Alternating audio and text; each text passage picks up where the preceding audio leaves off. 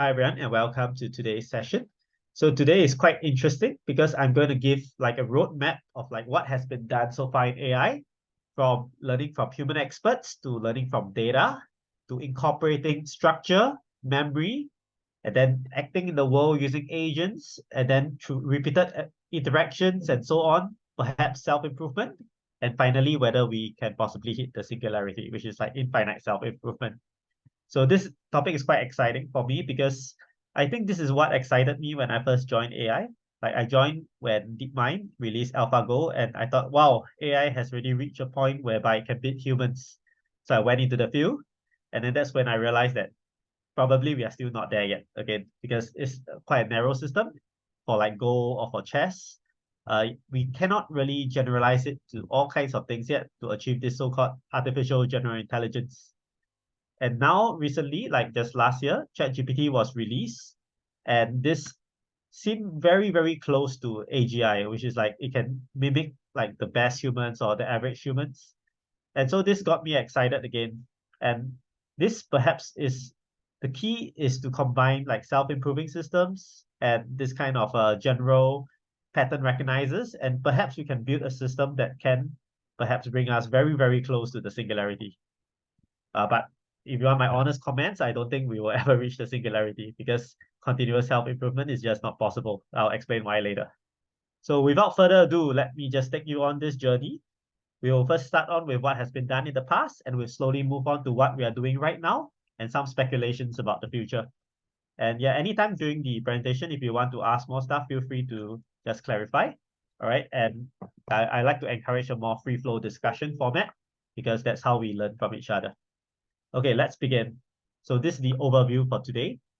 Basically what you have seen earlier in the previous image, it was generated by DALL-E 3. Okay, take a look at this. So cool, right? Yeah, I'm very impressed with DALL-E 3 because the images are way better than DALL-E. And this all from just a text prompt. All right, so let's begin. So first we start off with expert systems. So this was sometime in the 1960s and so on, when people thought that, hey, there are some humans that do things very well. Can we automate them? Can we get them to come up with some rules or some like knowledge, and then we codify this knowledge into fixed structures so that we can use them for decision making next time, right? So it's like trying to automate the expert. So if you look at the pipeline, it will be something like an input-output observation, which is what you want to do. Like, for example, if you want to do diagnostics for like a medical diagnosis, like is there a cough, then output can be yes or no based on like the symptoms. That can be the input-output. The human expert will give like their reasons why, okay, yes, it's a cough or it's a dry cough, not a wet cough, and so on. Then give the rules. Okay, if certain things happen, then it's a dry cough. Certain things happen, then it's a wet cough. Right? They build the model. So this is basically the kind of era whereby we try to extract out rules from humans, and we try to make these rules into an interpretable computer program so that we can then perform our inference, okay, without the human expert. So these are expert systems, quite popular. Okay, why were they popular? Okay, because it's very easy to interpret those rules. Those rules are like written in an if-else statement. Okay, those rules are easy to interpret because you like have a certain criteria that you check off. Once you hit the criteria, you then do that particular rule. I mean, in fact, right now, even in hospitals, they also use this kind of rules to classify whether like what degree of coma a patient is. Okay, I think there's a coma index and so on. These are kind of the kind of expert system style where you have very, very fixed rules and you just follow them and apply them. Okay, this follows a process flow framework, which is also very easy to understand and also very in line with human thinking. Right? So the main question of this kind of systems that seek to answer is that can we automate this whole decision-making pipeline just like how an expert does it? So yeah, in the era of the past, all right, and even in the present, okay, logical rules are very important because these logical rules define like how we process information in a very rigid and very systematic way, right? In the past, the scholars, they didn't really like free thinking, so they wanted to invent something that can systematically do the thinking for us, like, and so that it will not be ambiguous. Everyone, if you look at all these logical operations like not, and, or, it's not ambiguous at all because these are axioms. These axioms are basically learned by everyone, and everyone will interpret it the same way. Okay, so people thought, hey, why not let's codify the rules, in a very logical way so that, it will not be misinterpreted. Okay, at least that was what the first systems did. They tried to use logical rules. Okay, so these are some of the rules. First order logic, you can see the first few: negation, conjunction, disjunction, equivalence, implication. So these are kind of the if else rules are there, like if this, then that. All right, so you can use the implies and so on. Actually, there's one more thing. Don't think it's here, but if let's say you have this A implies B. Yeah, so there's this arrow thing. All right. There's also like in both imply each other. I forgot the name for it. You have this arrow here. So these are just logical operators that people have used in the past. Okay, actually they still use now. All right, then there's also second order logic, where basically you can do like for some x, for all x. Yeah, so this basically extends first order logic to do more situations. Okay, and I was an electrical engineering student back then, so these are also used extensively in electrical circuits like AND or XOR. You can see like NOT is like you invert the input, x0 goes out to 1. AND is when both are 1, then you output as a 1. All right, actually, how many of you here are familiar about this? I just want to have a show of hands. Yeah, so like OR is like if any one is a 1 for the inputs, you get a 1 for the output. The XOR is when both of them are different, then you have a 1. So these are very, very logical and very consistent interpretations of rules. Okay, how many of you here think that when given this kind of rules, like XOR or AND, it will be impossible to misinterpret? Okay, show of hands if you think that these rules are fail-safe, always consistent. I just want to have like if you follow these rules, you will always get the same outcome. How many of you think so? You just a show of hands. It depends on the question. Okay, so if the question is also based on this kind of Boolean algebra kind of style. Sure. Yeah. So essentially that is the idea. Okay, everyone was very excited about this. It's like, hey, this is a fail-safe. Okay, it's fail-safe. All right, you basically will not be able to misinterpret it. Okay, however, if you look at all these logical rules, you realize something. All right, you realize that the amount of stuff that it can characterize in real life is actually quite limited. All right, let me give you an example. Okay, so recently I saw this, there's a paper by MIT that did logical rules using large language models. And I commented on the paper, I said that, hey, if we were to use logical rules, we may not be able to express things in real life. Okay, let me give you an example. If let's say I want to decide what I want to eat for lunch today. Okay, I want to eat like chicken rice versus duck rice. Okay, and then I say that, oh, I normally will choose based on my feelings for the day, whether I'm adventurous or like what I've eaten in the past, and also like what who are the friends I'm with. So there are many factors, and maybe the hygiene of the store and so on. Okay, so how am I going to express this logically? All right, how am I going to do it? You can make a rule something like, if not chicken rice last 3 days. Okay, so over here, I do the liberty because logical operators, if you have used it before, it's very hard to express something like if not last 3 days, that kind of thing. Let's suppose you can do it. A more flexible logical operator. If let's say I can do this, if not chicken rice last 3 days, if in a group of 3, okay, if feeling happy, then chicken rice, okay, else duck rice. Okay, so perhaps you can express this thing, okay, perhaps you can express the logical thing inside like this kind of system. All right, then you can codify it. Okay, but as you all know, for humans, you can give a list of criteria of what you like. All right, and you can list out your decision tree. Okay, this is something like a decision tree. If this, then that. So maybe I just draw it out. So I have a slide for that later. But if let's say if you can just put like a decision tree note like chicken rice last 3 days. Okay, if yes, then this, no, then that. Yeah, so if yes, okay, so if let's say this is a yes,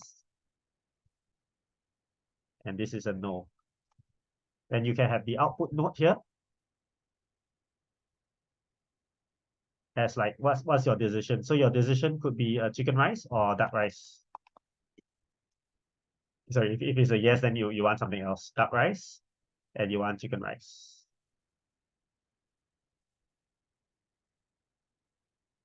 Okay, so yeah, all good, right? You can codify out these rules. You just say if else, then you codify out the rules. Okay, but wait a minute, right? There's actually a slight problem here. Okay, because if we were to do this, that means I must stick to my decision all the time. Okay, imagine this. I give myself a set of if else rules every day. Okay, like when to eat chicken rice and when to eat duck rice, and I follow this rule step by step. And then when I get to the final step, I must eat whatever the rules tell me to. Okay, I mean you can think of it like maybe a sleep app tells you, oh, you must sleep now. Okay, or there are some other things that you follow the rules and then at the end you make a decision like, okay, should I study now or should I not study? Yeah. So you realize that actually if you were to do this, okay, I don't have this experiment right now to try it. But let's say if you just codify out the rules that you have and you follow the rules that you have, okay, you may not actually be feeling very happy about it. Okay, because it may not be how you make your decision. Like for humans, we kind of don't really have this kind of fixed rules in our heads. Okay, I think what is most telling is like I'm married. Okay, before you get married and you find a partner, you have like a list of criteria for all your partners and everything, right? And it turns out that actually, if you ask most people, did the partner that they end up with meet the criteria that they set up in their minds? Actually, most of them is not 100%, right? And they are still okay with the partner, all right? So this kind of shows that perhaps the way that we think in our brains may not be that logical after all. I mean, this logical way is a consistent way of interpreting things, but perhaps deep down the processing, it may not be that logical after all. Okay, it might just be pattern matching. So there are a lot of limitations of this logical rules here because it's very limited what you can express by these rules that can still be consistent and unambiguous and won't change according to the context. Okay, any comments on this so far before I move on? Okay, so I hope this kind of gives an idea of why these logical rules are not perhaps the best way to codify stuff.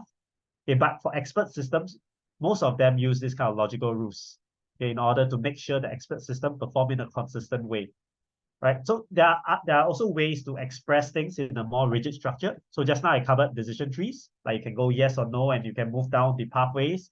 Like age over 30, yes. Number of children smaller than 2, yes. Then get loan. Or don't you? So you can use this to like perhaps do a loan decision maker.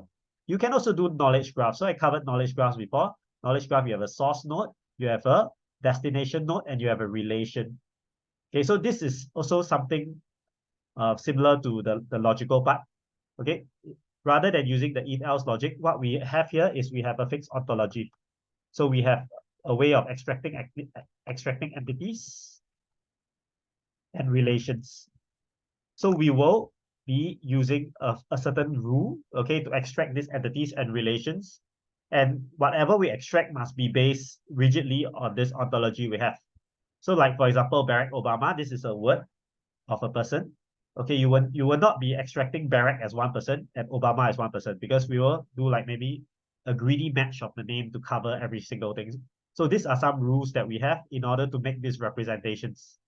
And indeed, a lot of systems in the past for expert systems, they have a lot of this kind of fixed rules in order to extract things out into this structure. So logical rules and fixed ways of extracting things out. So you can see this is the SIG project. Okay, how many of you here have heard of SIG? CYC? Okay, no one. Okay. Anyone has heard of SIG? So SIG is basically one of the largest knowledge base right now. They have been collecting knowledge for over 30 years. And yes, sorry, Kyrie, you were saying something? Okay, and so basically SIG has this way of characterizing things in the past. So this is in 2016. It's no longer on their website now. But the main thing is you have a way to do from very, very general things, like for example, thing right at the start. And then you go into like agents, objects, you become more and more from the most general to more and more specific. And then in the end, you go down to maybe like language, vehicles, travel, and so on. So, and then you can go down to the domain specific stuff. So in order to do this knowledge graph well, for each domain, they have to actually come up with the ontology right, specific for that domain itself. So the ontology keeps expanding as the data comes, and this is not exactly the kind of, like, it didn't scale very well because because you need to keep including new information as the time comes. So there are some issues with knowledge-based systems that are using like fixed ontology, is that you can't really expand and go beyond what the training set is where you get this ontology. So I think I've covered like some of the things about expert systems. They are great to use, easy to use, and interpretable. However, they suffer from some bias problems, which is like if you look at the logical rules, you can't express some rules in these logical terms. Representations, because of them being fixed, okay, you can't really expand out to things that it has not seen before. It might fail. All right. So this ontology is also the idea that if we want to expand out, we need to keep increasing and increasing, and the complexity will increase like indefinitely. So these are some of the issues with the like expert-based systems. So some people were saying, hey, why not we just learn, without all this like express rules, why not we just learn directly from the data and let the data guide us, like what should the output be? So rather than having codified rules, I just look at the human labeled output, all right? So as my input maybe is like a certain diagnosis and the output is cough or dry cough. Okay, I have no rules right now, okay? I'll just look at the input, which is the symptoms, and the output maybe is the type of cough.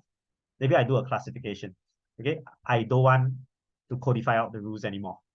Right? So bring in the era of supervised learning, where we learn directly from data alone. Okay, so maybe you can mitigate some of the biases that we have for the earlier expert systems.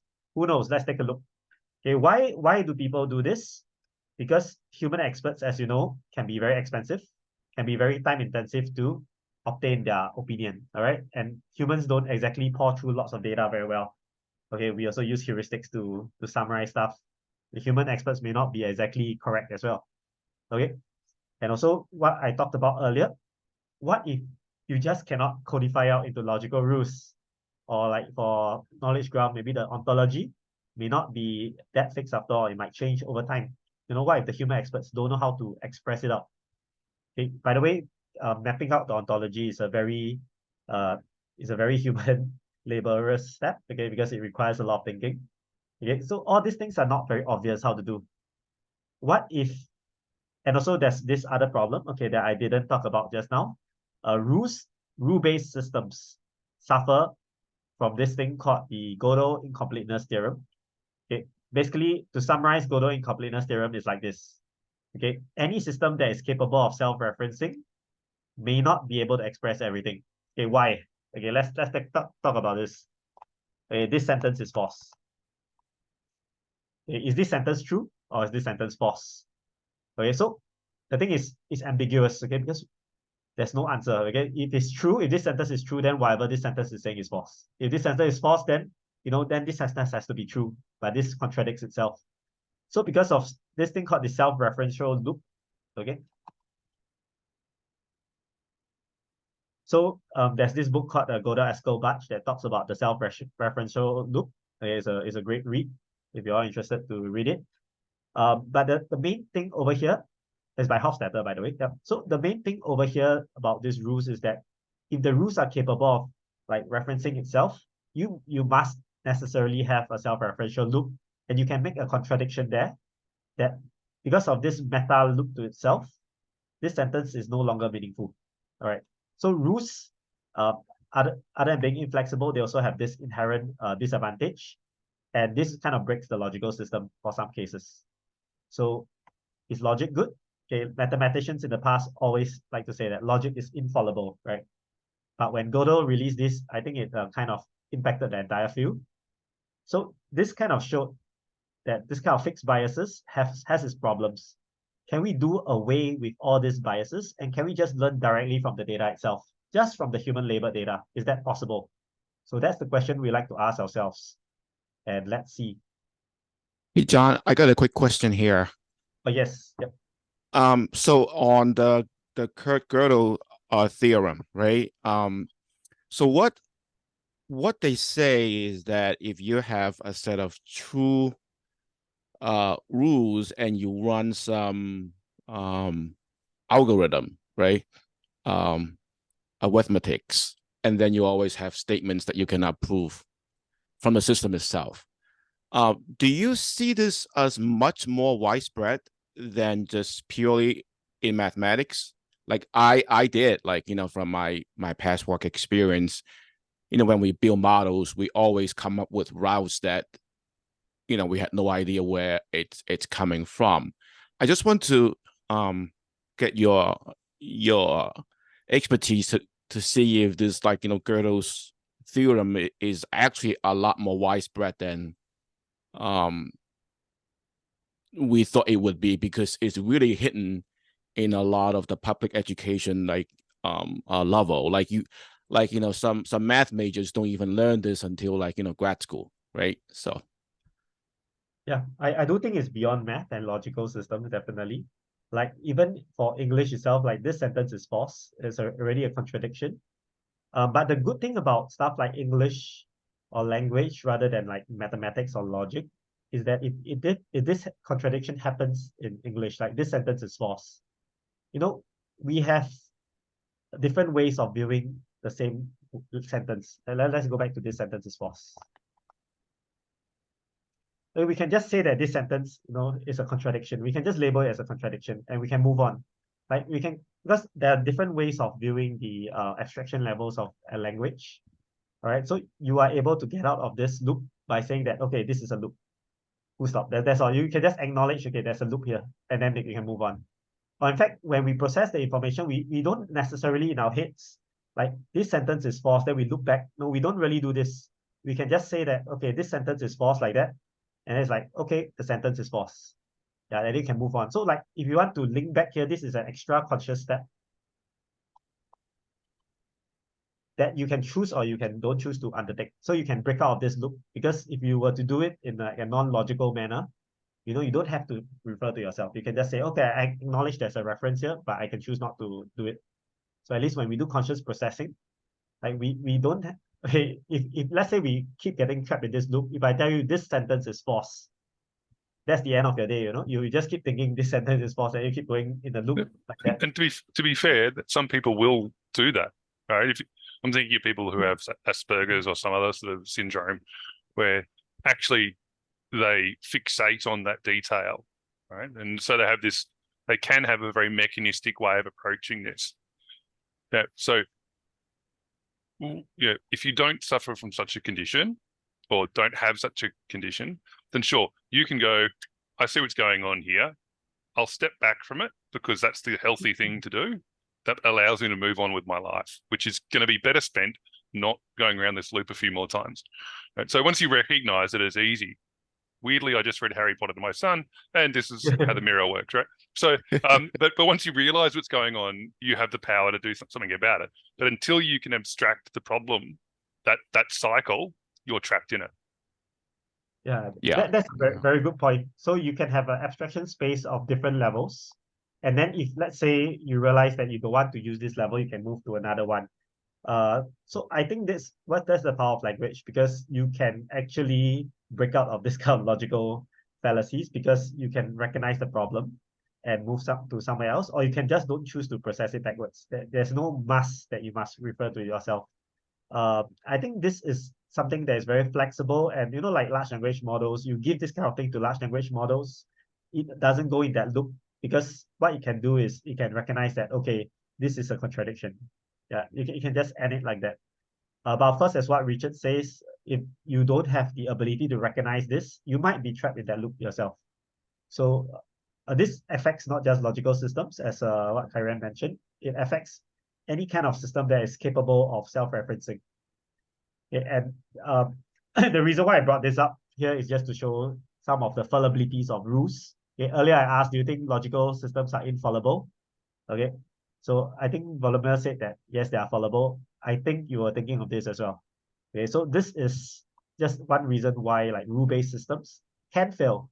Okay, but if let's say your use case doesn't really create this kind of self-referential loop, sure, I mean rule-based can still work. But then again, we go back to the point that, what if the experts can't codify out the rules, right?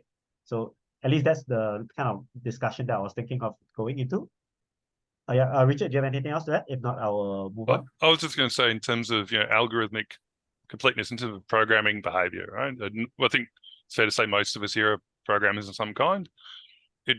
We have a switch and a case statement we're used to in most languages, but we always leave a default. We always leave a what if nothing else matches, because we know as defensive programmers, people who've been around before, that we are never perfect, right? And so we build defensively, even if the default case says, I've fallen, I can't get up, I don't know what to do, throw an error, appeal for outside help. But you recognize the failure in yourself or in the code or what have you, and you say, it's time to break out. And I think that's a thing. I think we mostly do it unconsciously. And I think it's really, it becomes an emergent behavior, right? And this is the thing we're looking for in these AI kind of systems, is emergent behaviors. And so I think, that sort of modesty becomes actually key. We start talking about very human traits when we talk about AI. I'm beginning to find we don't talk about machine-like behavior, because if we were talking about that, we'd be sticking to if then else as the structure. But actually, that's not what we're doing a lot of the time. Anyway, actually, you're right. In the past, we always do if then else, because that's how logical systems work. Programming languages are all based on this kind of logic, if else statements. But this cannot express everything. Later on, I will have a regression. Okay, I will say rules are needed. But for now, let's stick to the narrative that rules are inflexible. Let's try to do something better. Can we just learn without the rules itself? Can we just learn to pattern match from input output using the data alone? Supervised learning. Okay, so this is a very nice gift that I took from some blog on Towards Data Science, and basically it's saying that what if we want to recognize a dog or a cat? Okay, and rather than saying, okay, the dog has 2 ears, okay, cats also have 2 ears, but dogs maybe they don't have whiskers. Okay, I'm not too sure how to classify between dogs and cats like that. Let me think. What's the defining? Oh, maybe dog has a larger face than the cat. Okay, I'm not an animal expert, but let's say you have some rules like that to classify between dogs and cats. Okay, yeah, that will be the rule-based system. But can we do without rules? Can we just let the network learn by itself? So this thing called a neural network, basically it learns the weights. Okay, each of these weights can be learned using this algorithm called backpropagation. And once we have the output label, which is given by a human, okay, like this is a dog. Okay, we know this is a dog. We backpropagate the weights, okay, that say that, okay, yes, if let's say you agree that it's a dog, I reward you more. Okay, if you don't agree that it is a dog, then I penalize you. So I train the weights such that the dog activation gets more and more consistent, gets predicted. So we can learn like this from the data. And hopefully this model that we learned here, okay, this model, a lot of people like to say it's a black box because we cannot really interpret the weights, but this model can perform inference, can perform the tasks, all right, without rules. Okay, so this is the era of supervised learning that was brought about especially by this Alex Knapp in 2012. He won the ImageNet competition, first place. They beat the second place by more than 10 percentage points. The second place, all this, they use a lot of handcrafted rules, handcrafted features, and so on. Then they just showed that a simple neural network could win. So can a neural network, like using supervised learning, which is learning from lots of human-labeled data, just the input-output itself, can we learn a sufficient enough model to do our tasks? Okay, and we don't even need to codify the rules. Like, I don't even know how this neural network classifies the dogs or cats. Okay, I mean, I went to investigate before, like, the first layer, they always like to say that, oh, if we do like convolutional neural networks, the first layer talks about straight lines, second layer maybe is about more shapes, and the last few layers are about objects. Okay, I realized actually that's false. All right, so I went to look at the CNN. This compositionality thing is not really there. Okay, what I see is like a lot of random noise in the first few layers. So yeah, can it really learn the features? I leave it as a question mark. Okay, it depends on how you train it. But one thing that is true is that it learns to match based on the data. Okay, it learns to match based on what you see, the inputs to the outputs. Okay, what are the problems with this kind of systems? Okay, as you already know, if you do pattern matching like that, you might actually classify things based on spurious correlations. So there was this experiment done in the past. Okay, they actually have this animal called a snow fox or something, and then they have maybe another elephant. I can't remember what is it. Another animal, maybe an elephant. So they realized that like, oh, it's almost 100% accuracy. Okay, then they went to like try it out on like foxes that don't have a snow background on it. Okay, then they realized something, right? They realized that the algorithm was actually learning the relation based on the snow. So it classified as a fox based on the snow background. So if you put like another animal, like maybe you put the elephant on the snow, it will also classify as a fox. Okay, so this is a kind of case where unintended correlations in the data get captured inside these rules over here. So as a, like, if you have played neural networks before, you don't really get to specify what rules the neural network learns. Okay, the rules in the neural network are just like the addition of the weights multiplied by activation function and so on. It's not exactly like the if-else rules. Very, very hard to interpret. Okay, and that's one of the downfalls of like supervised learning. Like, we don't really know what's going on. Okay, but we avoid a lot of the problems with rules that we have earlier, because like now we don't really have a constraint in terms of what we can express. Okay, there's this thing called the universal approximation theorem. Okay, and this theorem says that, you know, if you have a hidden layer of a finite length, you are able to express like arbitrary functions that are mapping the input output. Okay, so this is a mathematical proof. But what this shows is that a neural network is very expressive. My experiments on neural networks, unfortunately, have showed me that if you want to do like if-else rules on the neural network, it's incredibly difficult. Okay, because if-else rules require you to do something like this. If let's say you have a mapping function from x to y, okay, let's say this is your x and this is your y. If you want to do if-else rules, essentially you need to do something like that. You need to do a step function, some very abrupt kind of change in your curve, and that's very hard to learn. Okay, so this if-else thing in the neural network is like different bias. Okay, so I'm going a little bit into the technicalities here. I just want to show you that if you were to do like this kind of supervised learning, learning from the data, you know, it can be very hard to map back to rules. Okay, but there's advantage that you can actually learn beyond what the rules allow you to learn. Okay, you don't have to map to like logical operators anymore. You can just do some form of like pattern matching using these weights, you know, and then you can express something. Okay, whether it's good or not, it's good enough for very, very specific and narrow use cases. All right. So like another case in point is sentiment analysis. Again, this is from quite a brilliant Medium post that I took from. So there are a few ways to do supervised learning. Okay, one way is the neural network, as what we saw earlier. Okay, we can also pre-process the features, okay, to extract out this. Okay, like you can stem the words, you can lemmatize the words and so on. Okay, if you don't want to do deep learning, you can also do other stuff like support vector machines, naive Bayes, logic state regression. All these are supervised learning methods. And then what we can do is we can then, after that, classify according to the sentiments, like positive or negative, as per what we see earlier just now. And this basically is just to show you that in supervised learning, there are more than just neural networks. There's a lot of other traditional machine learning algorithms as well. The key idea of supervised learning is that we map from our input, which is maybe in this case the text, to the output, which is like the positive or negative class. Okay, how we map is up to you. It's model agnostic actually. The main thing is we have human labels here, and we want our system, okay, we want the system to capture the arbitrary relation. So you see the difference now between expert systems. Expert systems, the expert will tell you what is this middle layer. Right now, we let the data do the training for us to let us know what is this relation.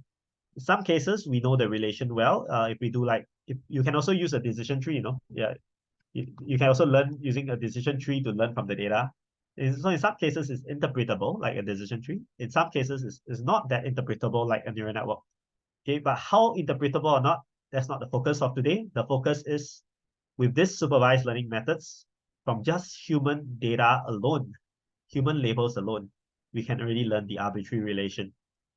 And this is something big, okay? This has powered the AI revolution for the past 10 over years because of this supervised learning paradigm. Okay, any questions so far before I move on to the next point? Okay. All right, so bring on the current era, right? The current era of large language models, right? Can we do even better? All right, can we learn the arbitrary rules from unlabeled data, from data that even humans don't even label? So, I think I can't remember the exact figures, but there's a study that said that like human labeled data is like less than 1% of the total amount of data available. And I can believe why, because it takes a long time, a lot of money to label to label data. If you just take data from online, just scraping web pages, you could get potentially so much more data. And if you learn from that much of data, okay, you might be able to get an even more performance system than just learning on the human labels alone.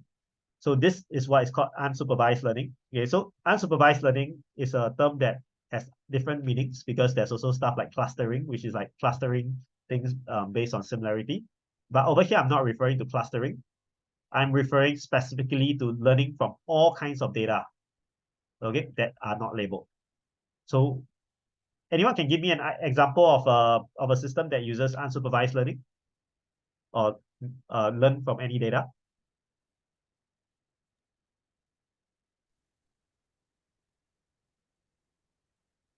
Okay, so this is like, I'm sorry. No, I was just saying my mind's gone blank, but yeah, I'm sure there are plenty of them out there, but I can't think of one right now.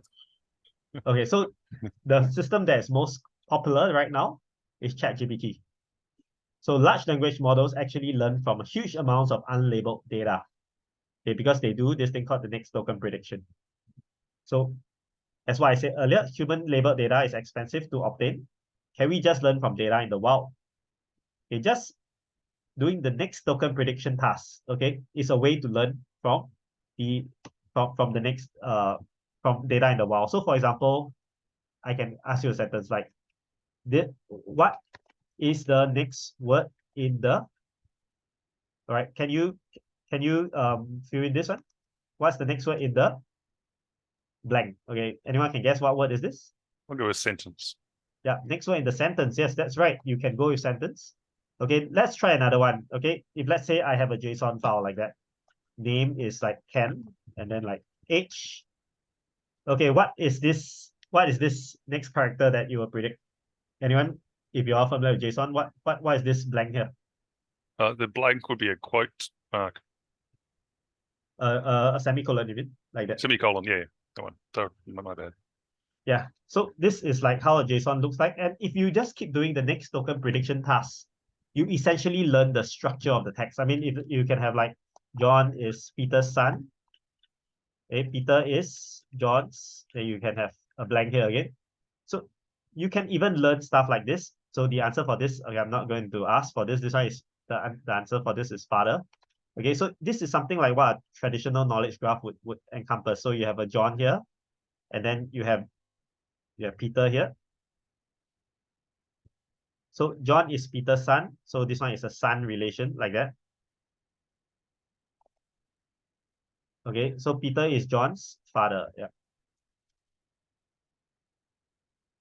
Okay, so things like that is impressive what the next token prediction can actually learn, because you don't exactly give it any labels at all. I mean, the label is basically the label is basically the next token. And just from predicting the next token alone, you are already able to do so much in terms of understanding the underlying structure of your data. And this unsupervised learning paradigm has fueled a lot of the innovations that we see now in ChatGPT, because it can understand a lot of things like arbitrary instructions and so on. Because, if you were to do next token prediction, you can also do this thing. You can actually put your context at the front, and then you can ask it to do the next token prediction. So there's this model called T5. Okay, T5, basically they did something like, the instruction is like translate from English to German, and then they have like a certain text like hello, and then over here is the translation. Or you can say like summarize this. Then you can put the main text, and then you can put the summarized text here. So by doing next token prediction in a very smart way, you are able to put in your task right at the start here and do the next token prediction in the aim of fulfilling your tasks. So just doing next token prediction alone enabled us to do multiple arbitrary tasks.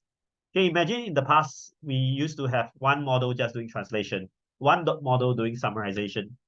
Now, just using a next token prediction objective, you're able to do all these tasks in the same model. Oh, that's really cool. And this is part of like unsupervised learning just from the next token that is not even labeled by humans, can enable you to learn structure, enable you to learn arbitrary tasks. That is really, really interesting. And to be clear, okay, it's not just any next token prediction model, okay? Your prediction model must be of a sufficient capacity, okay? Model must have capacity to learn the structure of the next token prediction, okay? If not, it will predict nonsense. Okay, so this is something that what we see over here for the transformer is that they actually have ways to express the tokens in terms of the like token embeddings. So you can see that at the start here, we have a way to embed the model into various tokens. And then these token embeddings are able to, we can actually use this to generalize because we can mix and match tokens. They can pay attention to each other using this thing called the attention mechanism. Okay, this is the attention mechanism where you pay attention more to stuff that are more similar to you. So your query is your vector, and then the keys are like the other vectors of the words ahead of you. And then what you will do is that you will match and then you will make your vector more similar to those nearer to you. So this way of doing attention has helped the model learn how to, you know, if you have various words, like for example, Mary is at the bank, at the river bank, you know, this is called I can't remember the word, but basically one word has multiple meanings. Okay. And what you will do is based on the context of what you have in the earlier words. Okay, like river. Okay, bank can be the financial bank or a river bank. Okay, so based on this word here, we know that the bank is of this river bank, okay, rather than the financial bank. Okay. So this way of doing like conditioning on the earlier context using attention, this is something that is quite remarkable in the transformer that enabled it to learn the structure well.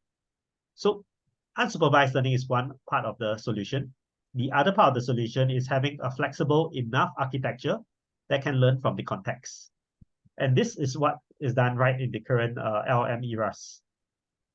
The other thing that is done right, okay, is this thing called prediction in latent space.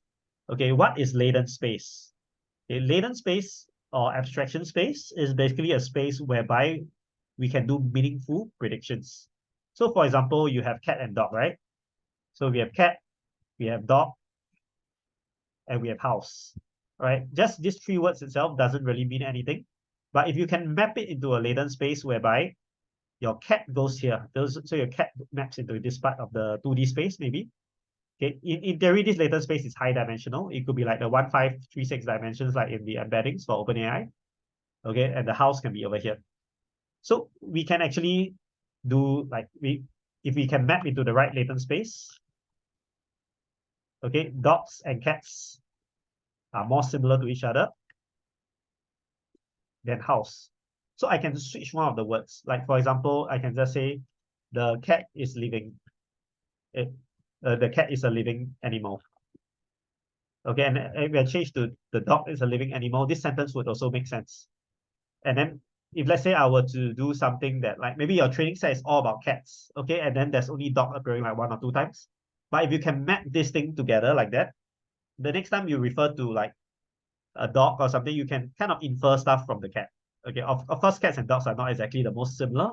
So maybe we can have like the word dog and maybe canine.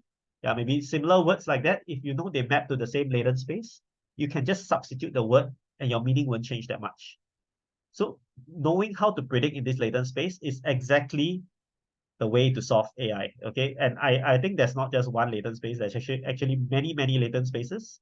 Right now, our current AI is only focused on one single latent space, but we can do so much better if we have multiple of this. Okay, so you need to learn this in multiple different layers. If I can, why do we need multiple latent spaces rather than a higher dimensional latent space? Yeah, by my multiple, I mean like different levels of the hierarchy also. Well, like- so if we have, but why have like many latent spaces if we could just have one higher dimensional latent space? So from a data management point of view, to boil it down to that level, right?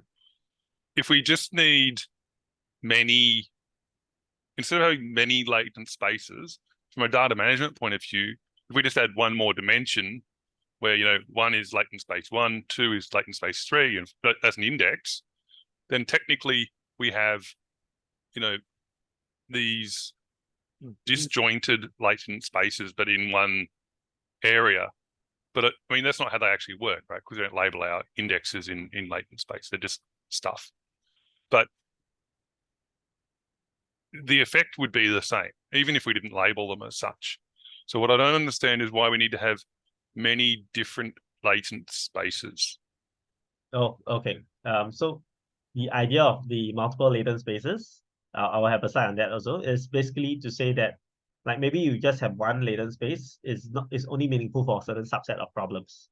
But if you have multiple latent spaces, it might be useful for other subsets of problems. Like for example, if you're talking about images, like knowing how to draw like maybe my face in a very pixel perfect way, maybe that's one latent space, a very, very expressive one.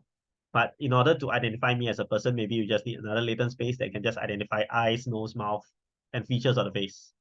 So if we only have one latent space, we might be too coarse-grained. Like if we go into the eye, nose, mouth kind of thing, you might not be able to do other tasks that like maybe require you to draw the pixels. Yeah. Okay. So it becomes just a sort of specialist domain of some sort. Yes, correct. But the thing is, beforehand, you won't know which domain you need.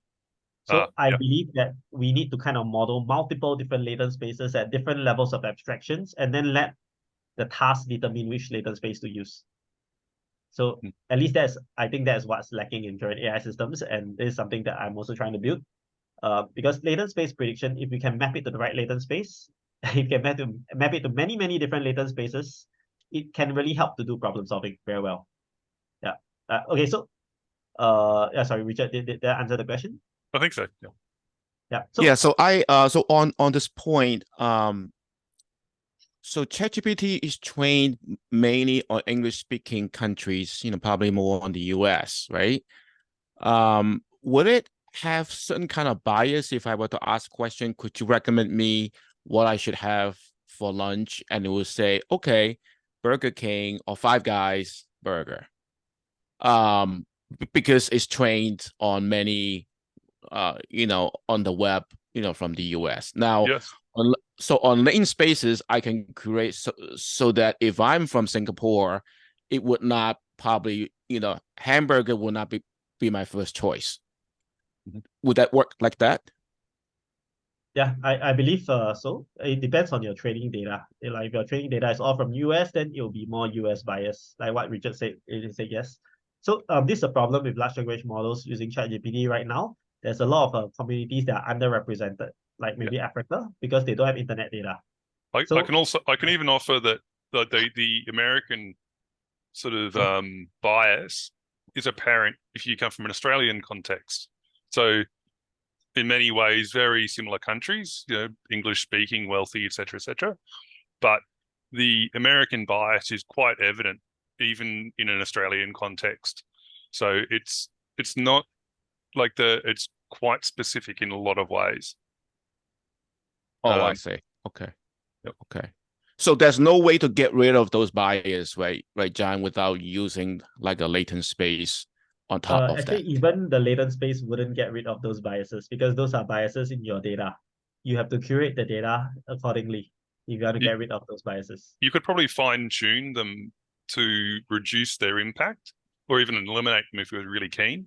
But it's a matter of training and retraining with the right data. Oh, I see. Okay. So if majority of your data is coming from the US, your ChatGPT is going to be US bias, no matter what.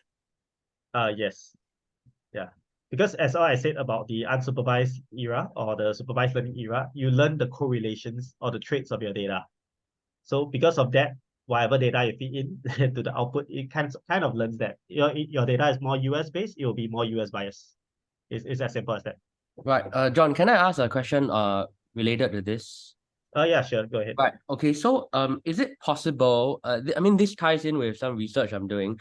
Is it possible to isolate a feature of the data set within a single dimension or a number of dimensions or the latent space? For example, using the example of this, what do I want to eat?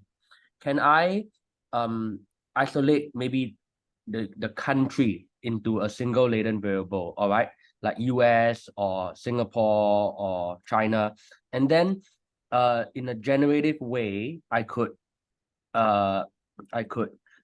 provide this as a signal. So depending on the signal, I could get a US based recommendation, a Singapore based recommendation. So my question is, can you, from the text information, can you isolate the locale as one of the dimensions of the latent space?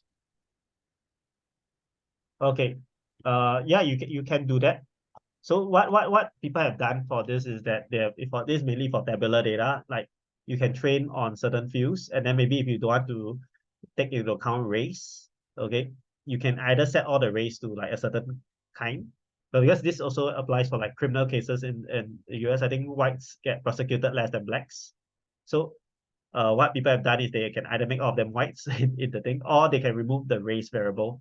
However, the problem is harder than it seems, okay, because, okay, imagine if you use tabular data, okay, so you have like something like race, income, like education level, okay, so people have tried, okay, they try to remove the race, okay, try to make it more fair when we come to interpret stuff. So you can say that's the latent space, yeah, but I mean, let's make it more concrete. Okay, let's take a look at tabular data headings, okay, because this could be latent spaces as well. You realize that these are actually confounding factors like income, education level, because this actually like is statistically shown that like if let's say your race is a minority race, maybe like blacks, your income might be lower, your education level might be lower. Okay, so I don't want to make any discrimination here, but these are statistical trends that are present in your data. Okay, because this is how society works. Okay, we like to say we have no bias in society, everyone's equal. That's nonsense. Okay, there's no everyone's equal. There are people who are more equal than others. So animal farm, all right. So there are definitely biases in the data.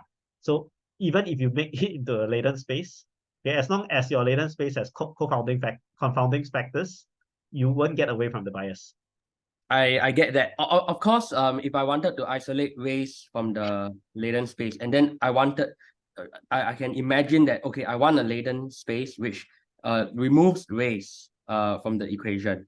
In computational biology, this is called deconvolution. You are removing one variable from the latent space.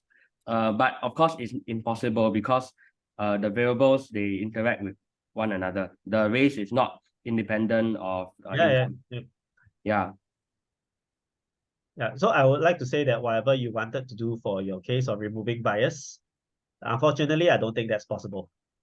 Okay, the only way to remove bias is to counter it with another data set of a different kind. Right. Yeah. So I don't think the problem lies with manipulating the latent space for your kind of problem. The problem lies with getting better data. Okay. Okay, yeah. So, all right, let's go back to this latent space point. I just want to show that this latent space idea is important. Okay, bias aside, okay, let's go back to the idea of latent space. Okay, if we predict things, okay, in a very like input domain space, okay, which is the normal space. So, for example, if I were to do next character prediction, I am so it's supposed to be like a cat or something like that. Like if I want to do the next character prediction, okay, this is typically what is done in like the earlier ways of doing the prediction using the I can't remember what's the K something. So basically they take the last K letters and predict the next one. All right. Also, you can look at RNNs also, recurrent neural networks. They also do something similar. So because of this, you learn like character level stuff, which is not very meaningful because what is an A, what's a B, what's a C, right? So if we were to make the latent space instead of a character level, okay, I can make it a word level. So I am a blank, all right? So if let's say I'm a cat, you can learn, oh, cat is meaningful because cat refers to something like furry and stuff. Okay, so this is, okay, I mean, there are different ways to do the latent space. So like one is by words, okay. One is by like character. And then of course there's another one that's subwords, like I am a, okay, so I am walking like that. So these are like subwords. So ChatGPT uses something like subwords, okay, because they do this thing called byte pair and byte pair encoding, which is grouping the more common ones together. So this forms a structural bias to your latent space. And then we are able to learn this kind of stuff, like walk, and so on. We are able to learn this kind of stuff. Let's look at this because this is ChatGPT. So because of the way we encode like the subwords, okay, we get into our latent space here. So the latent space is here. And then we do the next token prediction. Oh, and then the next token prediction comes out in this space here.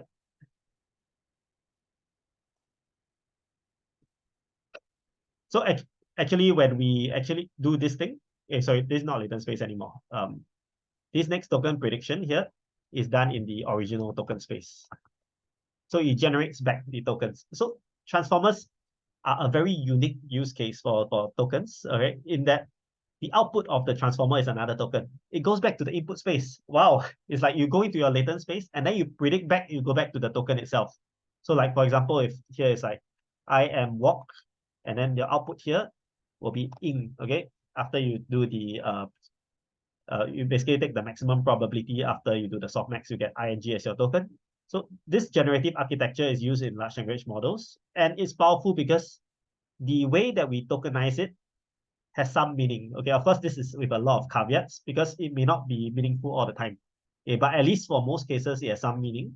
All right. And then once you decode it back to the original token space, you get back the original token itself. So you don't lose any information at all. So if all our problems can be done in this way, where we can express it in a meaningful latent space, okay, and then output it back in the original token space, you can do a generative architecture. You can generate stuff. And this prediction is powerful because this latent space is meaningful. Like what I drew earlier, like the cat and dog will be together and the house will be far apart. Okay, you can play it around with OpenAI embeddings, you will see this is what happens. So this latent space idea, very powerful because from just the data alone, you can already learn like cats and dogs are nearby each other, dogs and canines are nearby each other, cats and houses are far away. I don't need to have a human to tell you that cats and houses are very dissimilar. Okay, you don't need an expert to tell you that. Imagine having an expert to tell you that for all kinds of data, the expert will die. Okay, there's too many data to infer. Okay, but if we are able to use end-to-end like training like that using unsupervised learning to predict the latent space, that is super powerful. And this is why transformers are so good right now. Okay, because they can predict in latent space and they can use unlabeled data. Okay, and they have the capacity to do like self-attention in order to do a contextual kind of embedding of the latent space. These are very, very powerful techniques, and I really like them a lot. Okay, maybe the transformer architecture might change significantly in the future, but these three aspects that I talk about, unlabeled data, contextual representations using self-attention, and also the latent space prediction, these three will still be there. I'm quite sure of it. Okay, anyone can tell me another very popular model that uses latent space kind of generation? Okay, it starts with S. The first word is called stable, and the second word is diffusion. yes, yeah. So stable diffusion does the image generation in latent space as well. They denoise in latent space and map back to an image. Yeah, thanks Richard for that. So this again shows how powerful latent space is. Not just unsupervised learning. You must also do something like latent space in order to get the most out of it. Okay, because as I showed you all earlier, if you just do by character alone, that character doesn't contain much meaning, right? So there are other ways, okay, that I think this latent space will eventually bring together all forms of modes of sensory inputs all in the same place. Because we can do this thing called joint embedding. Okay, you can embed your image in one domain. So you can have image clip, okay, image contrastive learning. I can't remember what image pre-training, yeah, contrastive image. So you can have another one for text. You can have another one for audio and so on. You can learn through like maybe right now they're doing contrastive loss. I'll cover this in one of my future sessions. I think this is a very, very important kind of architecture because you can map all the domains in the same latent space. And then in that same latent space, you can perform inference. So mark my words, this latent space idea will get us like another 50 to 60% like towards like AGI, okay? Because AGI, you need to combine a lot of different modalities together. This latent space thing will be the glue to combine everything together. Okay, what about this last thing over here? So this was, by the way, from Yen LeCun's IJEPA architecture. Yeah, I like the diagram a lot, so I use it. So what about this? So this is the one that he did in the paper for image unsupervised learning. Okay, later we'll see his paper. Okay, so this is the encoder for an image patch, okay, that you want to generate like a certain patch of an image. So you want to generate this one here. I give you the rest of the image as your context, generate me this patch. So this is the patch that you want to generate. Okay, it goes into latent space here. So the latent space is basically the latent space of the patch. Yeah, well, I try to predict that patch again. So I can predict my things in latent space. So there's this idea of like predicting the next state in latent space. In this case, it's predicting the patch in latent space. Okay, it showed that it did almost as good as supervised learning methods. So that's interesting. I have my reservations about that method. Okay, but the idea of predicting in latent space is a powerful one. Okay, just take note. If we predict like this kind of patches in latent space, it will be hard to generate back to the original space, okay? Because like when you go into the latent space, you probably will lose information. To get back out to the original space will be difficult. And that is why this unsupervised learning with latent space is currently limited mainly to text. Okay, we haven't really seen for like audio, visual domains yet. Because in order to get this thing here, in order to get this thing where you predict back your original token here, you need your original token space. Okay, need your original token space to be in a low dimension. And thankfully for images, for tokens, for text, you only have close to 30 to 40,000 tokens. I mean, now there's more, but it's still quite small. Okay, if you were to look at an image with pixels, each pixel has 255 red, green, and blue. And then you have so many pixels, easily in the billions. Okay, so that is not a very small dimension. Audio, all the frequencies, you can quantize all your frequencies and so on. The amount of frequencies and their quantizations are so much, it will be in the billions or so for tokens. Okay, so I think the future of AI will rely a lot on how we can get unsupervised learning to work for other dimensions as well. Text, it works quite well already. So let's see how can we do it for the rest. All right, so what I showed you just now over here for the predictive architecture is like, this is IJEPA in Meta's lab. So assuming that we have certain thing like this is the context I give you. Okay, then I ask you to predict like maybe this blue shape here, basically this part here, that I don't show you. So you need to kind of imagine the other half of the dog, all right? So they use this thing called vision transformers, which I don't agree with, but let's just suppose that they use state of the art right now, okay, to group the things into patches. Okay, and then what we do is we go in the embedding space for this patch, and we try to predict, okay, using the embedding space, we try to predict this. So using the embedding space for this context, I try to predict this patch. Okay, and then the prediction loss is my training signal. So this is great because you can learn from any kind of image. You just need to do the patch-wise stuff. Okay, okay, this is sounds great in practice, but I don't think this is correct. Okay, because why? All right, for next token generation in text, you are predicting the next token. Here, when I predict this patch here, am I predicting the next patch? Is this the same as predicting the next image I will see? Okay, not really, right? Because you are just predicting patches of the same image. So I think for unsupervised image to work, you will need to do video. Use one frame to predict the next. Okay, and then you can also predict in the latent space, no problem. So that's I think in Yeah. the slightly different problems. So in a single frame, if that's your context, then I think this patch-based approach works fine, right?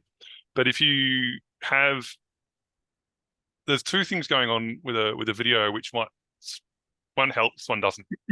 So number one, which does help, as you're saying, is a continuous shot. And so things won't have wildly moved within that frame, right? They'll have moved whatever it's going to be, a fraction of an inch. But the things that mitigate against that are problems like, well, for a start, a smash cut, where they just go from one scene to another in a like, you know, from inside to outside because it's a different scene in a movie, right? Or where there's a dog, but a frisbee flies into view for it to catch. So it can help in elements, but there's a lot which, I mean, I think given the nature of it, there's a lot of stuff which is not in that context, and often really quite deliberately. So I think there's different. So in video, like in long form images, right? So long form writing in LLMs is really troublesome. Like personally, I don't think anyone's really cracked it. The best they can do is imitating academic papers because there's so many to work from and it's a very consistent style. But long form fiction, like writing a novel, I don't think anyone's got very close. So and a video has the same problem as a novel. That is, it has a structure which isn't apparent by looking at the context. So our context is tiny compared to a novel, and we've touched on elsewhere that really large context sizes for LLMs don't actually work very well. They certainly don't work very well on the generative side.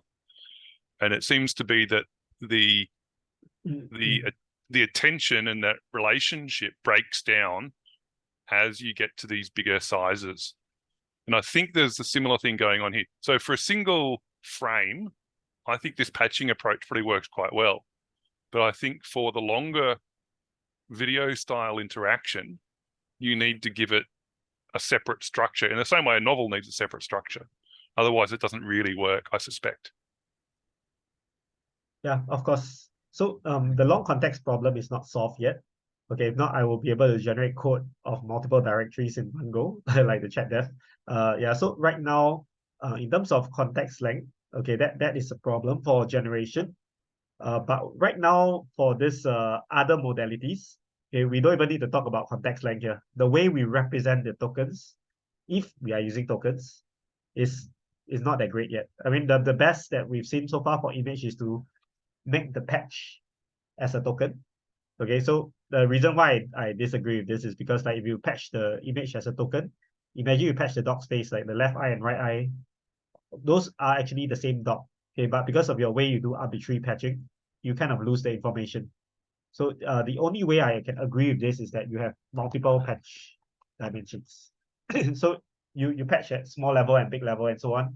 So that's the only way that I can see that you can still preserve the whole information. If not, it's something like when you tokenize your text. Okay, just now we talked about character level tokenization, right? So like the cat is, I am a cat, right? I am a duck. So if you do character level tokenization, it kind of looks like this, right? Like it kind of looks like you do patch of the image like that, arbitrary size, like very small size, you lose the image, you lose the content.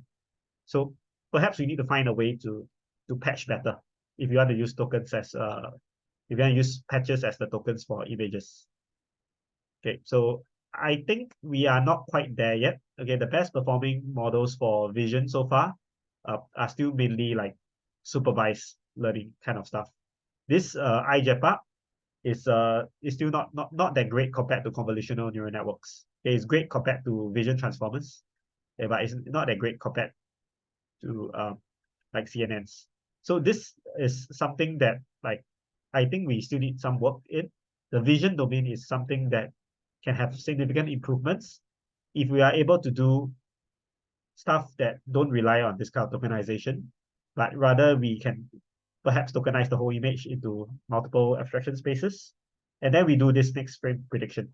I think that's, to me, more interesting than splitting the image into arbitrary squares. Yeah, okay, and anyway, that's my comments. I have no answer for this because I don't really research into this area, but I don't really agree with this method used in iJEPA. Yeah, anyone else has comments on this?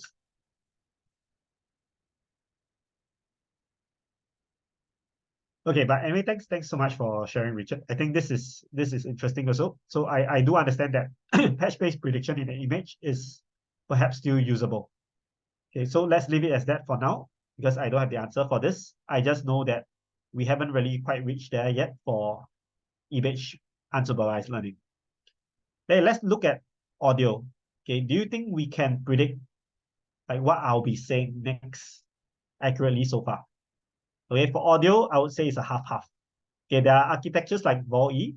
Okay, you have like a phoneme, which is like what the person would say, and then you pass in the audio over here.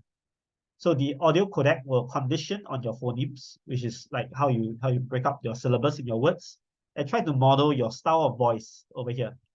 This works actually pretty well for what I've seen in the examples that Microsoft has shared. So this is a Microsoft model, VOE. The thing is, we still kind of need these phonemes over here. So without these phonemes, this audio here may not be able to get out the speech that we want. Okay, so for arbitrary sounds, okay, I don't think we're not quite there yet.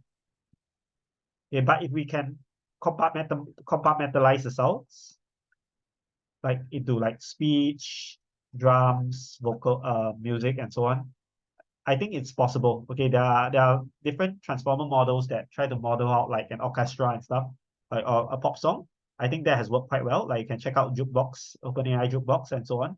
So this stuff that actually kind of use transformers to do the prediction of the next token, and the tokens here are audio tokens. So these tokens here, right, is actually very, very cool. Okay, if you're interested, you can check out my video on VOE. These tokens here, they actually use something called residual vector quantization. So they actually have tokens at various levels of abstraction. They are defined based on the data. So I like this idea a lot. So you can have one token that corresponds to multiple scales of information. So I'm thinking, okay, if you could do something like residual vector quantization here, okay, maybe you have a better embedding than token patches that I use in vision transformers. So because unfortunately for this kind of domains like audio and image, it's much more high dimensional than text alone. So if we just use like the normal token embeddings for text, okay, it probably would work. Okay, but if there's a way to abstract them into various levels, like maybe you can do this kind of residual vector quantization that starts off with like maybe the broad features of the music, like maybe if it follows the sine wave or what, you take out the sine wave first. Okay, maybe let me just explain the residual vector quantization. So let's say you have a signal that looks like this. Okay, so you already know that the first part of the signal is a sine wave, so you can take out the sine wave. So after you take out the sine wave, your signal will be like this plus this signal here. Okay, so then you can characterize this signal as maybe another sine wave. So you just keep taking out the large components of the sound, okay, or image. Okay, after a while, you will get smaller and smaller components, and these smaller components can be tokenized. So you can tokenize at the large level. So this will be one token, token one, and then this one here will be token two. So you can do that at various levels. And I think this can help to solve the problem of a high dimensional data because you can tokenize at various abstraction levels in this hierarchy. Yeah, it worked quite well for audio. If only we have a way to do it for vision. Okay, audio, I think we are closer to solving the next token prediction problem than for vision. Okay, vision, we are still very far away. So at least that's my take on the multimodal models right now. We are still stuck at the vision part. Most vision pipelines still use supervised learning for training. Okay, because you know, if you all know vision transformers, it's actually a supervised learning method. Okay, they just use this very big data set called JFT 300. Okay, to try to learn the image patches. Okay, so we haven't quite reached there yet for images, but if we do, we will get so much more AI breakthroughs in terms of robotic agents because we are able to interpret the visual domain of our world. Okay, which is my next slide. Are we there yet for robots? Okay, because right now we talk about vision. We talk about audio. Okay, we also talk about text prediction. Can we predict actions? Can we interact with the world? Okay, so all this over here, whatever we've seen so far, there's no interaction with the world. Like even for transformers, there's no interaction with the world. But transformers as agents, you can interact with the world. So the next domain right now, okay, why I put here reinforcement learning, actually, maybe reinforcement learning is not the right word, but more for interaction with the world, okay? Because I don't exactly need this to use value functions or reward functions. What I need it to do is to be able to interact with the world, gain experience, and then get those experience back to re-update like how you will do your actions next time. Okay, whether is it value maximization or not, those are internal heuristics. Okay, we may or may not use them. Okay, AlphaGo, AlphaZero uses them. Okay, but I like to make a primer over here about rewards is that if you can train specifically for just one environment to maximize your reward, like maximize win rate in the Go game or chess game, you need not be able to learn to generalize to other environments because the rewards are specifically for that environment itself. Okay, increasingly, we find that this paradigm called goal-directed learning is actually better because goal-directed learning is like what is used in transformers. You give a task as the context and then you predict the output for the task. Okay, this goal-directed learning, you don't have to learn the rewards. It's suitable for any kind of change of environment. It's very useful. And I think reinforcement learning right now is still not able to do like learn from humans well. Is mainly because it's using rewards for learning. Okay, so this view that I have is very controversial. Okay, as can be seen from my 6 or 7 paper rejections on this topic. But recently this is accepted. So next week I'm going to give a talk on this, on learning fast and slow. So quite cool. I'll talk more about it once I come back. This idea, okay, if we can do more goal-directed learning, we can interact more with the world. Maybe we can get unsupervised learning to work for robots, all right, for human actors or AI actors in the world. Okay, that will be the breakthrough of the next decade. Okay, so this has not happened yet, but I believe this will happen soon. Okay, so this will be the next frontier of AI to actually have moving agents in the world. Okay, the agents may not be physical entities also. They also may be agents that interact with you like chatbots and so on that can learn as you interact with them and so on. So this is a paradigm that is far more superior than just next token prediction. Okay, in text, in audio, in vision, this involves continual learning from the world. And once we can master that, this will lead us straight towards like the path towards AGI. Okay, this is not done yet. Okay, let's take a look at what this RT2 model is doing. This is the most successful model by far. What they did was they actually have, okay, like 1+ years of this robot in the Google Lab environment. They map the tasks to the robot actions in terms of the actuator, rotor, rotations, and so on.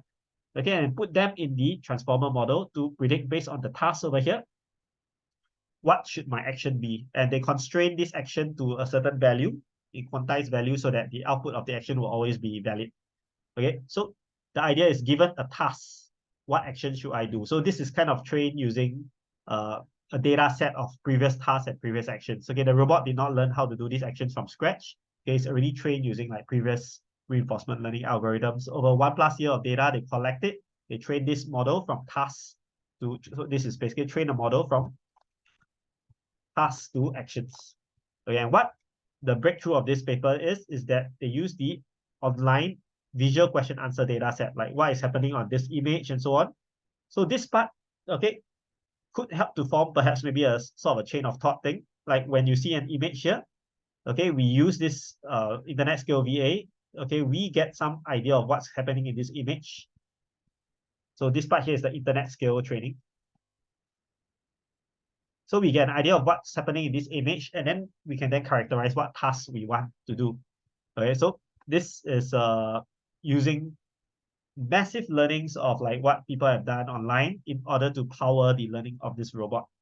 Okay, is the robot really learning? Okay, maybe not. Okay, it's basically just bootstrapping off the models that have been bootstrapping off the large scale data. Okay, so I would like to end on this note, okay, because I don't think I can finish the rest of the slides today. This one is quite a long set of slides. But I'd like to end on this note about, okay, let me go and okay, let's not end here. Let's end right here. Okay, I'd like to end on this note here. So this is the thing that people have been talking about. Like, you have large amounts of data. Okay, you can use unsupervised learning or supervised learning. Okay, typically unsupervised, and then you learn a foundational model. So like the RT2 just now, they did quite well on a lot of tasks because they actually use like vision transformers. They bootstrap on what other people have done on supervised learning tasks to learn better how to look at images. So with this foundational models, okay, this can be treated as some sort of knowledge, okay, like starting knowledge. And while I like to say that this is not learning, actually it is sort of learning. It's learning from large amounts of data and getting some start state. Okay, what I think needs to be done, okay, so this is what the current era is doing, the current domain is doing. Right now, this is the current research focus of many prominent scientists. And I think this is a correct focus because this will get us to stronger models. Like, for example, better open source models for GPT, open source models for large language models. You can treat those as foundational models as well. Audio, if they open source the BOE, that will be a foundational model. iJEPA, if it's open source, that might be a foundation model as well. Or vision transformers, that's a foundational model. So a lot of people are using these foundational models to bootstrap onto their products or onto their use cases. And this forms a very good starting knowledge of where to start from. Okay, but there's one other thing that's missing here. Okay, so this is great. Okay, this leverages Moore's law and everything, builds up more data. Okay, it's unsupervised learning era. Great work.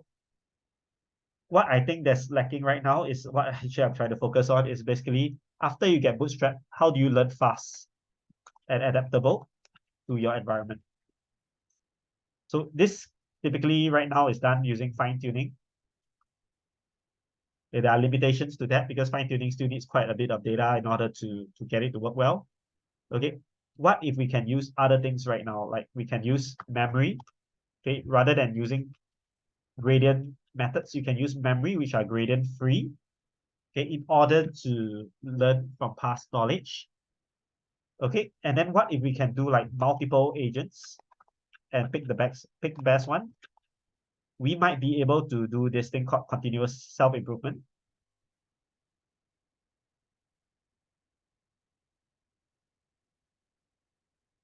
Okay, so this is a slide I would like to end on because our current era of using lots of data is a great one. It enables us to learn, but there's only so much that we can learn. Soon we will hit a wall, and we will be in a state whereby we don't have enough to learn from, and we need to improve. Okay, right now I think we are doing quite well for the learning from large amounts of data. We have unsupervised learning. We are soon going to get this working for vision, for audio, even for robots. I'm very sure we will get this done soon, within the next 5 years. Okay, what I'm not too sure of is whether we can do this like improvement from the data part, because that is difficult. Okay, I'll touch on why it's difficult next week. Okay, because today is a bit late already. I think once we can get there, all right, so this is the next part of the roadmap that we'll be talking about next week. So we start off with here already. We start off with large data, large foundational models. How do we improve from here? Okay, that's the big question. Okay, if anyone wants to reach the singularity, we need to tackle this question. Because just mimicking from the best humans alone is not sufficient to be superhuman, right? How do you be superhuman when you're just copying the best human? You need to be better than them. So this is something that I think needs to be tackled. It's not really tackled right now, but tackling this will lead us like even closer to AGI level. Okay, I would like to end on this. Maybe we have a short discussion about what we have talked about so far. Anyone want to talk about some stuff? We have about 5 minutes left.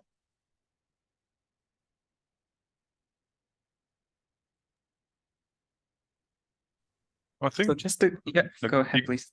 I was just going to reflect, but I think it's sort of interesting to catch up again, John, on where you're going with this. And while you've been continuing, I've been talking through or reading up on the RVQ and so on. And I think it is interesting that the term for it now, residual vector quantization, because I think that is a really interesting idea about finding imperfect reusable models. And I think that we, in our discussion, I mentioned the hash life algorithm, which really sort of attempts to learn them incrementally in the game of life kind of a situation. I think there's something there which is really useful. I don't quite know what it is, but it seems like it's got potential.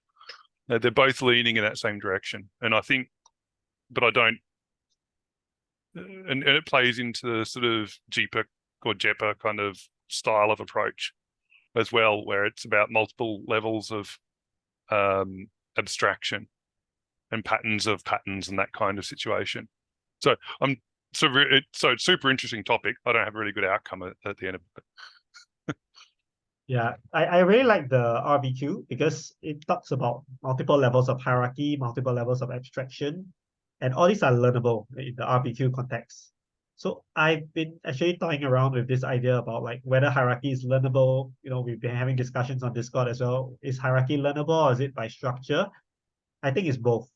The structure provides, like for example, the filters in the CNN, the structure provides the context for the flexibility to kick in. Then you learn from the data within this fixed structure. So without the structure, okay, you may not be able to learn as well. Okay, so actually I do have a slide on this. I touch on next week, okay, which is basically how structure can help to boost learning. So yeah, I'll just leave it as this for now. Yeah, anyone else has anything to share? Because I think this idea of where we are headed from right now for AI. So today I cover on like everything until right now. Okay, so actually the next few slides, if you look over here, this will be talking about how to use memory, how to use hierarchical prediction, how to use agents, and so on. Okay, I'll cover this next time. Okay, which is next week. But based on what you all have right now, do you all have any other stuff you want to talk about for today's? We can do a short discussion.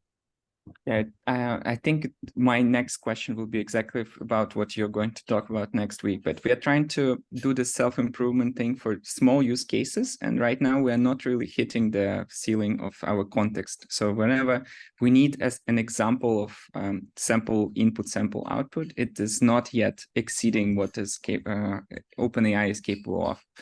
But going forward, when we have larger cases, we want to understand whether we can use a small specialized model just for memory, as in like maybe there can be a model that one model that we fine tune that remember things that went well or didn't go well, and extend the context window to like, I'm not sure how large it can be, but I want to explore exactly this concept that you are going to explore in next session.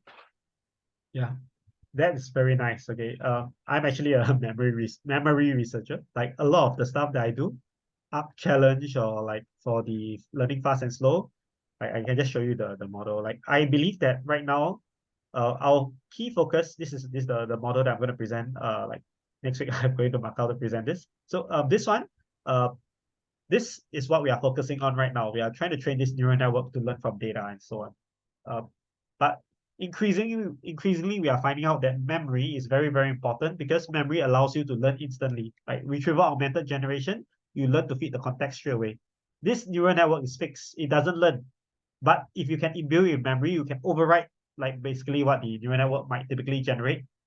You are learning. You are learning from your memory. And eventually, when this memory is trained on this neural network long enough, then your neural network can do without this memory. But before the neural network learns, okay, which is a very slow process for those of y'all who do deep learning, neural networks learn very slowly.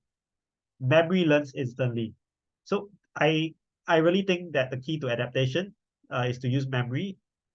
And yeah, I think I will leave some of the stuff for next week because this over here to go through this mechanism is a little tough. But the idea is you have multiple parallel retrieval and you can just pick the best retrieval out. So let's say this is the best, you can predict the best one, and so this achieves this idea of sampling and optimizing and getting the best one. So you sample multiple paths and you just choose the better one. So it's that not is exactly what we're doing on a small scale. Exactly what you just mentioned. So there are different options, and different options depend on the case that we are currently generating. And then we try to make sure that example of sample result is being picked. So, and it's just the OpenAI who decides this on the fly whenever we do another request in our pipeline. So like, but I see that we are going to hit the ceiling, and there will be this demand of, hey, how do we do this? So there's like a large database. Very cool. I'm very interested to give this part of memory. Okay, I just chose not to do it today because it will take a while. I don't want to shortchange myself. So yeah, if you're interested to find out, we'll discuss this more next week. Yeah. This Excellent. don't worry. Yes. This is my life's kind of research pathway. So you will hear more of this from me soon. Yeah. Okay, Yeah. how about Thank you very much. Yeah. Thanks for the minute.